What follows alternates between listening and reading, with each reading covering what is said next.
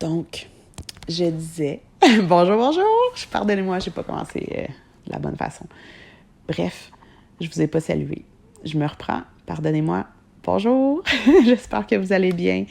Écoute, on parlait du pardon. Je disais qu'il a mis une capacité de pardon envers les gens, que j'écoutais des prêches, je me disais « Colin, comment cette personne-là peut avoir le pardon?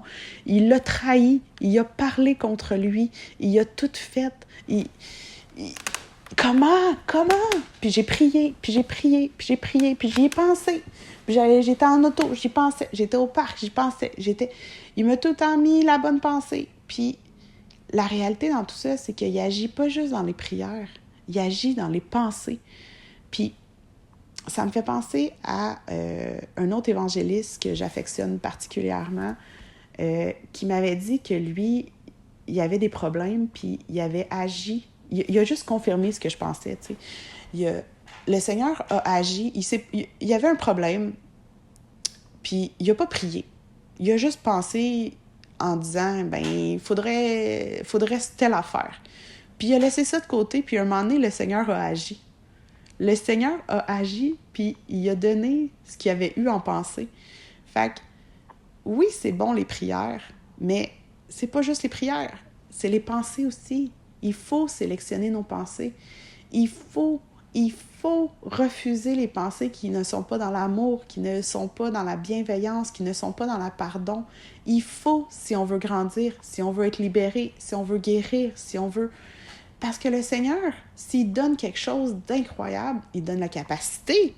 Comme je vous dis, le verset qui revient tout le temps, il vous donne la capacité d'y surmonter. Mais il vous fait subir... Pas... Je ne veux pas dire que le Seigneur vous fait subir ça. L'ennemi vous fait subir ça. Mais le Seigneur en sort gagnant parce que c'est lui qui agit dans votre vie. C'est lui qui fait en sorte que vous êtes vainqueur. Ce passage-là, il y a tellement de personnes qui voient les choses différentes. Puis, moi, je vois une différence dans ce que je vous dis, mais j'ai pas encore la conviction parce que j'ai pas eu encore quelqu'un qui me confirmait que ma pensée était bonne. Fait que je vais continuer avec les enseignements que j'ai eus jusqu'à temps d'avoir la conviction, puis je reviendrai si le Seigneur me met à cœur pour revenir là-dessus. Mais vu que je suis bébé dans la foi, j'ai besoin qu'il me reconfirme une deuxième fois, mais pas parce que il y a pas parce que parce que en réalité, j'ai pas confiance en moi. OK. Mais c'est le fait que j'ai pas encore eu la délivrance sur mon manque de confiance. Est-ce que c'est parce que j'ai demandé la prière à quelqu'un qui a pas prié pour moi ou qui a pas eu un cœur ouvert à moi? Je sais pas. Puis je m'en fous. Je m'en fous parce que le Seigneur voit mes pas que je fais. Puis s'il essaie d'utiliser quelqu'un puis qu'il l'utilise pas de la bonne façon, ben il va utiliser quelqu'un d'autre. Mais il voit mon cœur, il voit mes efforts. Puis tant que je mets le cœur et les efforts, ben il va utiliser une autre personne. Puis il va utiliser une autre personne. Puis c'est ça qui est beau dans tout ça. Parce que tu peux voir des gens qui disent haut et fort qu'ils vont bien, qui prêchent des choses, mais qui ne le mettent pas à l'application. Puis le Seigneur m'a mis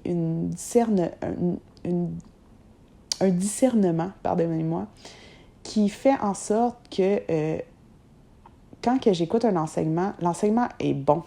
L'enseignement est merveilleux. Je sais que je dois grandir dans cet enseignement-là, mais je ne suis pas capable. Parce que j'ai le pressentiment que la personne, pas parce que c'est une mauvaise personne, elle prêche quelque chose ou un YouTuber, il partage quelque chose qu'il ne met pas en application. Puis, la réalité dans tout ça, c'est que j'ai tout le temps une pensée de dire, ben, si j'ai ça à cœur, ben, là, là, j'évolue comme ça parce qu'au début, j'étais pas à dire les mots aussi distinctement, mais il m'a montré plusieurs occasions qu'il l'a mis en moi. Au début, je pensais, est-ce qu'il le fait vraiment? Ça passait comme ça. Puis après, c'était « Seigneur, est-ce qu'il le fait vraiment? » Puis après, il me répondait d'une autre façon, ou il me montrait des choses, Il ne faut pas sous-estimer la capacité que vous avez en vous, mais la capacité que vous devez obéir sur ce que vous dites. Parce que vous ne savez pas qui devant vous a l'onction du discernement. Vous ne savez pas, il a besoin de votre enseignement. Mais si vous ne le mettez pas en pratique, la réalité, c'est que cette personne-là ne sera pas délivrée ou ne sera pas bénie par ce que vous dites. Tu sais, pas pour mal faire, pas parce que vous êtes une mauvaise personne, mais la réalité, c'est que si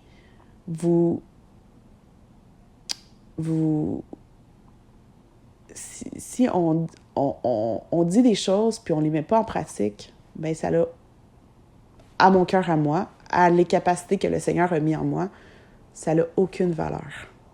Aucune valeur. Puis, dans tout ça, tout le monde est pardonné parce que je vous disais qu'il a mis en moi un pardon pour les autres incroyable. Puis, la réalité, c'est ce qu'il me demande de faire, c'est que je ne serai pas aimée, mais je veux le faire dans l'humilité, dans un cœur qui me donnait à vous le montrer. Je veux y aller dans la douceur, parce que pour moi, Jésus était puis Dieu sont des personnes d'amour, sont des personnes de cœur. Je veux aspirer à ça. Oui, Jésus a été une droiture. Oui, il a rentré dans des temples, puis il a fait le ménage dans son peuple. Mais moi, je veux pas cette partie-là. Parce qu'il n'a pas mis les capacités en moi de tout ça. Moi, il a mis la compassion, il a mis l'amour, il a mis l'humilité pour son prochain. Mais je sais qu'autour de moi, il a mis d'autres choses dans d'autres personnes, puis je dois avoir un respect pour ces gens-là. Mais on doit se rencontrer, parler. « Hey, j'ai le feeling que ce que tu prêches, ou ce que tu dis, ou le YouTuber, ou la personne qui essaie de faire un statut touchant, il faut avoir l'assurance de dire « J'ai le pressentiment que tu ne le mets pas en application. Je ne veux pas ta réponse. Je ne veux pas que tu me confirmes ou que tu t'argumentes. Je ne veux rien savoir. Je mets une graine en toi, à toi de savoir si tu la sèmes ou pas. Parce que on ne sait pas comment la personne va agir. Le Seigneur nous met des graines à semer dans chaque personne. On ne sait pas comment ça va éclore. On ne sait pas comment ça va être fou. Mais la réalité, c'est que quand tu dis des choses, dans ma réalité à moi, dans mes croyances à moi, dans les capacités que le Seigneur a mis en moi, quand tu dis des choses que tu ne fais pas, mais que tu sais que c'est biblique, pour moi, ça n'a aucune importance. Je le sais que c'est biblique. Je ne le mettrai pas en application tant que je ne vois pas que tu le mets en application. Puis, il y a des gens aussi bébés dans la foi que moi. Ils m'ont fait grandir à un point que vous pouvez imaginer. Puis, ils se sont détournés du Seigneur parce que ils se sont fait dire des choses. Tu ne devrais pas faire ci, tu ne devrais pas faire ça, tu ne devrais pas faire ci. Mais est-ce que ces gens-là, quand ils ont dit ces choses-là, est-ce qu'ils ont prié? Parce que tu ne sais pas ce qu'elle a vécu, cette personne-là. Tu ne sais pas ce qu'elle a besoin d'entendre. L'esprit le sait. Puis si tu vis sur la colère, si tu vis sur l'impulsivité, tu la casses, tu la brimes, tu la blesses. Là, l'importance de toujours prier, toujours penser, toujours rester calme avant de faire quelque chose. Sinon, on tombe dans le péché. On tombe dans la maladie. On tombe dans tout ça. C'est plus fort. C'est incroyable. Puis là, il m'a demandé d'arrêter. On arrive à 10 minutes. Merci Seigneur de m'être fidèle à ta parole. Puis pardonne-moi si des fois je déroge. Mais je vais essayer du mieux qu'on peut de garder les 10 minutes pour ne pas être une lourdeur pour vous. Sur ce, bonne soirée. Soyez bénis.